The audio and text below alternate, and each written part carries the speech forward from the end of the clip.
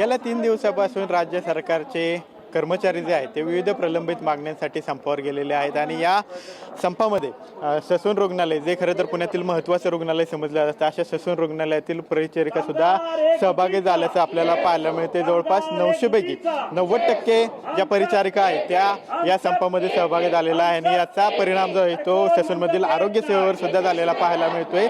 ससूनमध्ये येणाऱ्या जे रुग्ण आहेत त्यांच्यामध्ये जवळपास 50% घट झाली तर शस्त्रक्रिया सुद्धा 25% आलेला पाहायला मिळतोय। त्यामुळे एकूणच या संपाचा जो परिणाम आहे तो मोठ्या प्रमाणावर रुग्णसेवेवर सुद्धा झालेला आपल्याला पाहायला मिळते। आणि आपण या ठिकाणी पाहतोय की कशा पद्धतीने हे आपल्या विविध प्रलंबित मागणीसाठी हे सर्व परिचारिका जे आहेत त्या आक्रमक झालेला पाहायला मिळतात। परिचारिकाचा संप जो आहे तो आणखी वाढला तर मात्र रुग्णसेवेवर याची गंभीर परिणाम जो आहे तो होण्याची शक्यता आपल्याला पाहायला मिळते। आणि आता सर्व पाहिलं तर या ससून रुग्णालयाच्या आवारात हे सर्व परिचारिका ज्या आहेत त्या संपासाठी निमित्त या ठिकाणी बसलेला पाहायला मिळतात आणि आमच्या मागण्या मान्य करा अशी मागणी जी आहे ती करताना पाहायला मिळतात। आपल्यासोबत आपण काही जणांशी चर्चा करणार आहोत। काय नक्की तुमची मागणी आहे, काय आमची प्रमुख मागणी जे ना OPSची आहे, जुनी पेन्शन बहाल करण्यासाठी आमची प्रमुख मागणी होती आणि अनेक 17 अजून मागण्या आहेत आमचे। त्यात एक कॅशलेस सुविधा जे आम्ही बाहेर ॲडमिट झाल्यानंतर जे आम्हाला कॅशलेस तिथं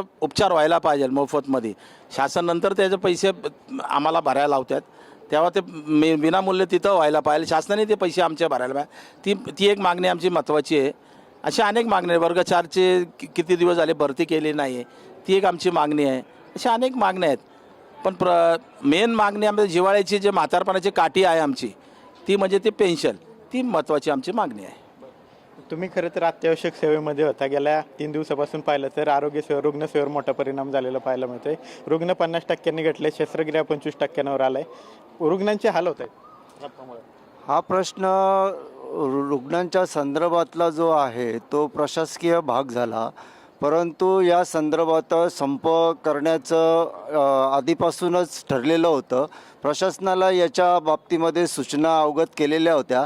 त्यांनी पर्याय व्यवस्था रुग्णांच्या सेवेकरता उपलब्ध करून द्यायला हवी होती, परंतु प्रशासन या ठिकाणी कुठेतरी कमी पडलेलं दिसत आहे आणि त्या पद्धतीने जे नोटिफिकेशन यायला पाहिजे होतं शासनामार्फत ते नोटिफिकेशन संघटनेला मिळालेलं नसल्यामुळे हा काही एकाएकी संप झालेला नाही आहे। गेले 15 महिन्यापासून शासनाशी या संदर्भामध्ये पाठपुरावा आम्ही करत होतो, परंतु शासनाने या संदर्भात कुठलीही सकारात्मकता आमच्यासाठी दाखवलेली नाही आहे। त्यामुळे या संपाचं हत्यार आम्हाला उपसावं लागलं आणि जोपर्यंत नुसतं आश्वासन नको आहे तर शासनामार्फत त्यावर पूर्णपणे कारवाई झाली पाहिजे आणि नोटिफिकेशन लेखी स्वरूपात आम्हाला मिळाल्याशिवाय आम्ही संपातून माघारी घेणार नाही आहोत अशी आमची पूर्ण ठाम भूमिका झालेली आहे। आपल्यासोबत काही परिचारिका सुद्धा आहेत। मागण्या मान्य झाल्याशिवाय संपातून माघार नाही, ठाम भूमिका आहे। आमची भूमिका आहे की महिला संघटना जोपर्यंत लेटरवर सही येत नाही तोपर्यंत मागण्या पूर्ण होत नाही तोपर्यंत आम्ही इथं संप राहणार। कारवाईची तुमच्यावर कारवाई करण्याची भूमिका घेतली तर तुमची भूमिका काय? आम्ही तोपर्यंत इथं बसून राहणार, कारवाई कुठल्याही परिस्थितीत माघार माघार नाही घेणार।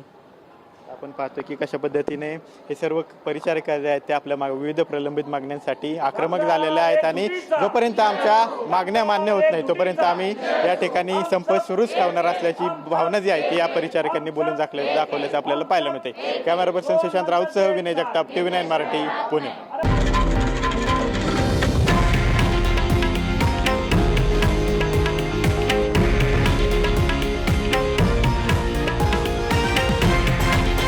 हे आहे देशातील नंबर 1 न्यूज नेटवर्क आणि आपण पाहत आहात TV9 मराठी, एकमेव।